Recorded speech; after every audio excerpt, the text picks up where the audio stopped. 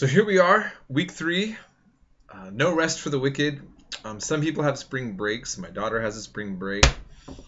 We don't. So yay us. We're hardworking Americans. So just remember that. That's what we're learning about, right? We value hard work. So it's your patriotic duty to just not have free time. All right. Anyways, okay. So there's a few things that I want to address right off the bat. One, okay, I want to talk about our chat board. Okay. I took it easy on you guys relatively by sticking to my policy. You make a response of the topic and then you comment on 2 others, and I give you the 15 points. But there was way too many students focusing strictly on things off topic for the content of what we were covering. Okay, I definitely do this, and like I said, and I think that some of you have felt from listening to the way that I approach, where I try to draw in modern day things into the past, that you forget that that's only a value if we're actually getting to the content from the past, that something now that is occurring that I'm talking about gets incorporated into the discussion. So if I see us having any more discussions where you're just talking about current political ideas and having debates about them that aren't dealing with the topic, I'm not going to count that as being a work assignment. Okay, I'm not mad about it, and I understand how easy it is to get involved into that, and I don't care if you do bring in modern stuff, but it's just the idea is for you to learn U.S. history and what we're talking about. And if we go too far off on topics like that, then and then I'm also not sure that you're actually have engaged with the material. You're not proving to me, demonstrating that you actually have a grip on the subject that I'm asking you to have a discussion on. Okay, so I hope you understand that. All right, so that's something I just want to clarify. Please keep that mainly in mind. But again, I'm not banning or forbidding drawing in things going on now or other times. It's just that you need to know that the overall argument needs to be grounded in our material.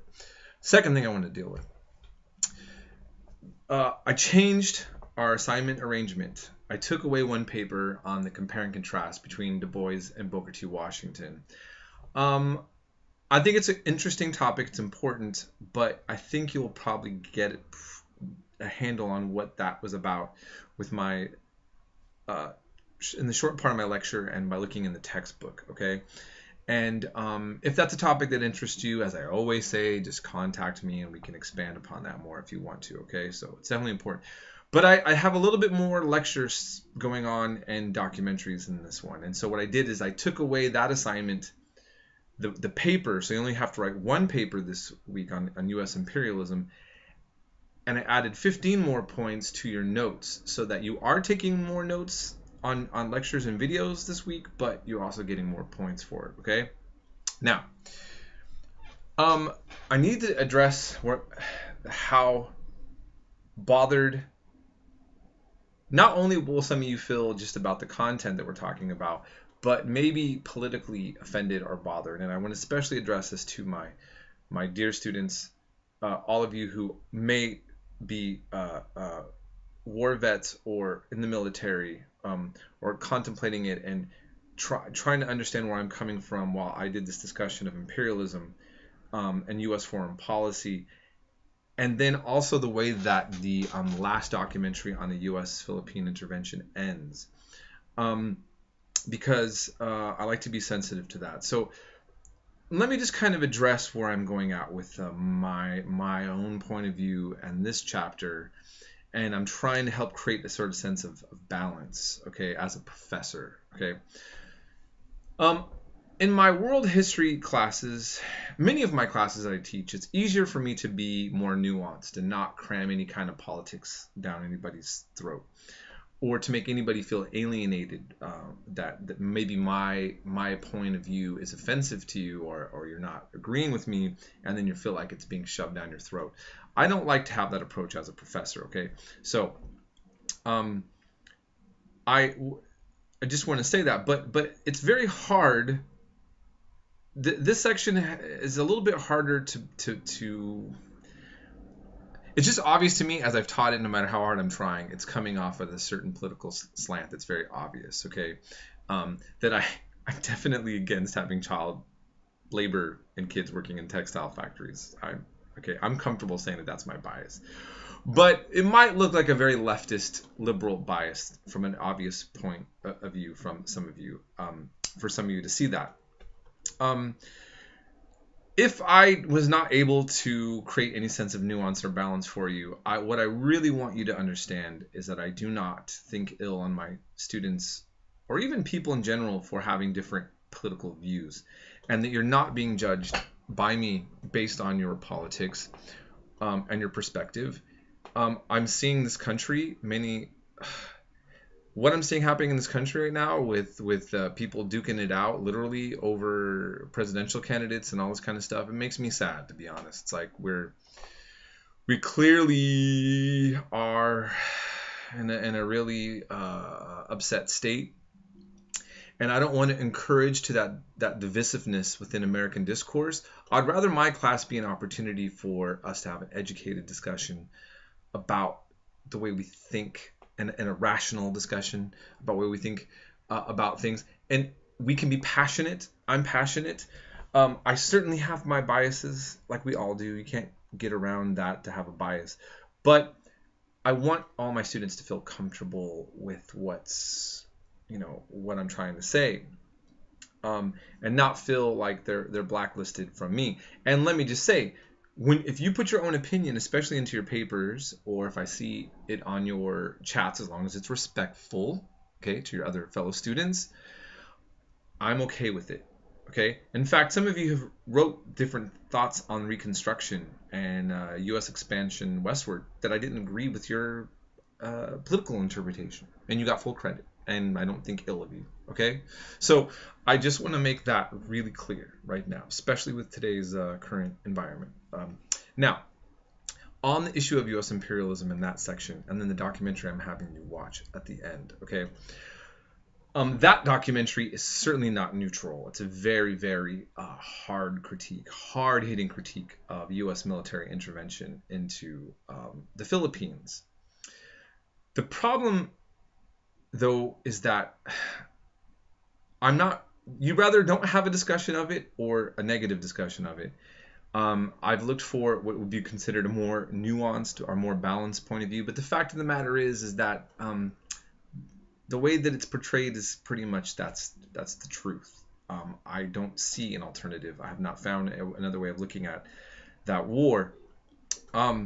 Where you see it ends with some U.S. troops shooting some people in Iraq at the end, and it's that part I'm just warning you about, and feel free to not watch the entire end of it. I'm not trying to but I think that there's something that we need to kind of just realize, okay, is that, all right, I'm not a full vegetarian. I eat mainly vegetarian. I try to be, and I respect veganism, but I compromise my eating habits. Now, why am I even bringing this up? Most Americans eat meat, and we love it. If you show an American how that animal is killed and how it's produced, everybody starts getting upset and uncomfortable.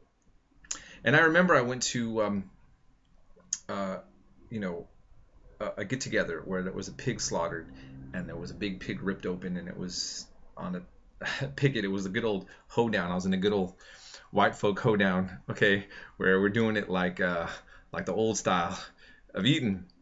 And that's when I was more inclined to just eat meat with no question about it. And this one woman said, "This is just horrifying. I can't eat this." And I said, "So you're a vegetarian?" She's like, "No, I just don't want to see that." And so, does the fact that people who show or discuss the fact of how our meat comes to us and what that process is, can we get mad at them? Are you going to shoot the messenger? It's a fact, right? Okay. Sometimes you have a set of policies where America just doesn't look the way that we want ourselves to look, okay? That our soldiers don't look at their best. Now, I'm not a pacifist. I believe in a strong military, so I don't want to be a hypocrite and say, I mean, I'm thankful that people want to have this function and help secure us from invasions and all of this and so forth.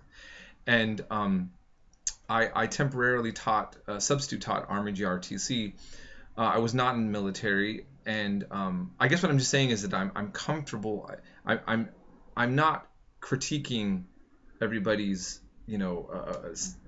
I realize this is a sensitive topic for those who are soldiers, but at the same time, as I said in this documentary, I can't change history for us all to feel better about certain things that happen. Okay, and you'll see what I mean on that. And so, I just kind of wanted to clarify that with you, and I'm hoping that as we go forward in the U.S. history, sometimes things make us feel really upset, and sometimes things make us feel really good about ourselves. And that's what I think is the case for everybody in every nation.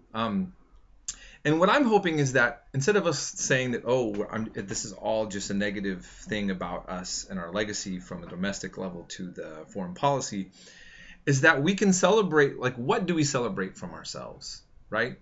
I mean, we are this entire culture. I mean, in America, people fought to have slaves, and other people fought against slavery. Both legacies are a part of us, right? Some people fought for children's rights to not be in bad working conditions, and others fought against that. Those are two American forces that are a part of the American legacy.